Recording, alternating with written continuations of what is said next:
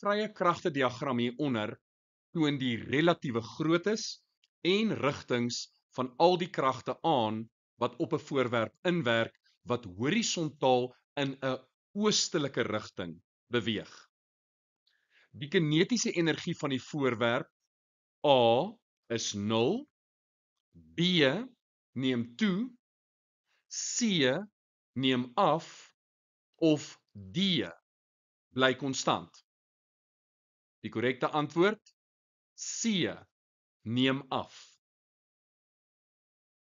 In die skets sien ons dat die normaalkrag en die gewig ewe groot is. Die voorwerp gaan dus nie opgelig word of in die grond in afsak nie. Die wrywingskrag is wel groter as die toegepaste krag. Die netto-krag is dus teen die bewegingsrigting in. En dit beteken die voorwerp gaan stadiger beweeg, dit verloor kinetiese energie. So die korrekte antwoord is C. Die kinetiese energie neem af.